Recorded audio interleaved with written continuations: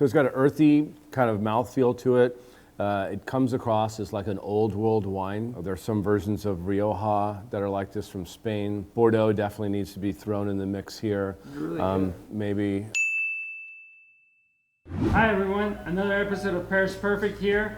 Chris Joel, Adrian Gonzalez, and today we are putting Chris's wine knowledge to a test. Chris, world-class sommelier, is gonna try to figure out what 5 wines I picked for him. All price levels, all price points, all over the world. He needs to figure out what they are. You think he can do it? I don't think he can. So, price point, region, grape varietal, and let's throw in vintage. Sure. I got this. Cheers. All right, here we go. What just happened? Bringing the big guns. All right, Chris, you got the big guns.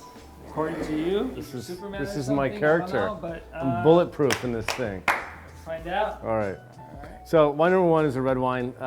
You know, it's got really deep color, really dark garnet, which is like red with brown. I mean, it's completely opaque. I can't see through it. There's concentration in the legs itself. So this is a very thick-skinned varietal. I know that right away. And it was probably grown in a warm climate. I haven't even smelled it yet. The condition of the fruit is ripe. A ton of dark berry fruit here, black cherries, black currants. There's a little bit of kind of like a dusty minerality to it.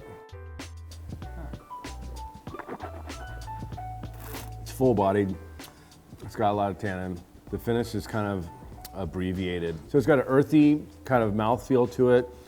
It comes across as like an old world wine because of that. There are some versions of Rioja that are like this from Spain. Bordeaux definitely needs to be thrown in the mix here. Really good. Maybe. I think it has a little bit of age to it. I think it's like 5 to 7 years old, given what I'm seeing on the color variants and some of the flavors. So that puts me, let's see, it's 2020, so we're looking at 2015 to 2013. Maybe it's Bordeaux grapes in Italy. Why don't we go back to it? No. I'm ready to make a final conclusion. Ooh. This is. Final conclusion. I think this is Italian. I think this is from Tuscany, from the region of Bulgari. I think it is a Cabernet Sauvignon based wine with Cabernet Franc, maybe a touch of Merlot. And I think the vintage is 2015 of a pretty good quality level. And yeah, I think it's like a $50 wine. Number 1. Number 1. Number 2. Number 2 is a lot lighter in color than this one. So this is more of a ruby, which is red with blue. It looks fairly youthful because the same color band goes from edge to edge here. It smells like medicinal or something, like iodine. Just smelling it, I think it's just a much lower quality. It's sweet, it's hollow, it's barely a wine. I'll just go to the final conclusion on this wine. I think this is a New World wine. I think it comes from California, from the Central Valley. I think it's young, like a 2018 or 19 Zinfandel. I think the alcohol is probably 14.5 degrees, and it wouldn't surprise me if this came out of a box. Wine numero 3. All right, look at the color here. I've got a great kind of medium plus garnet. Viscosity looks heavy, so I think this is a higher alcohol wine, maybe 14 degrees. It smells like sawdust and dill peppers. So $100 bottle, $300 bottle. Oh, no, this is much lower. I'm actually starting to get like some soapy aromas. The synthetic oak is really getting me. So I think this is a very low price point wine. Almost no structure.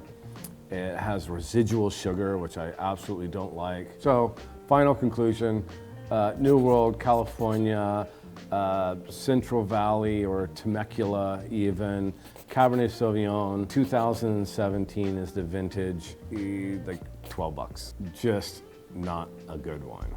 All right, number 4. I see I get a country club pour on this one. You did. Yeah, it's about as dark as India ink. It has one color that goes seriously side to side. It's gotta be really young. There's almost no rim variation here whatsoever. I am getting staining of the tears, so this is a thick-skinned varietal that also comes from a warm climate. Which makes it a $300 bottle. Dark berry fruit like black cherries, licorice, black currants. It's like earthy in the nicest way possible. I like this wine. You You should like it. It's a $300 bottle.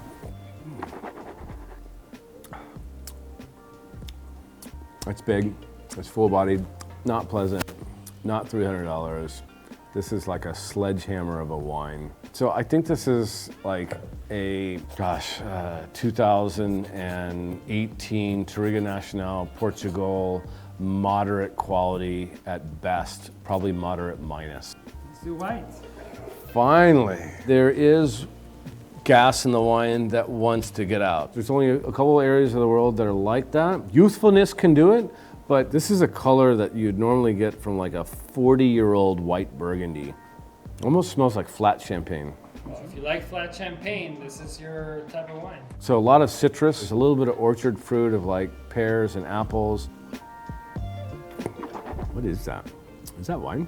That's the most like limp wine I've ever tasted. I don't get a lot of barrel, so they intentionally oxidated this wine to produce that color and these flavors. My final conclusion on this, I'm gonna go with a 2018 Vermentino, Island of Corsica, moderate quality with like 13.5 alcohol. Price point? Like 20 bucks. Final thoughts? Well, you didn't do me any favors. This guy came out of a box, I'm pretty sure. This was kind of interesting to me. Most of these wines probably don't come across my dinner table. Here we go. First one, Grabner. Rosso Bragg 2004, product of Italy. All right, so But you Italian. got Italian right. All right. Way to go. You got All right. Italian right, and you got the price one pretty close.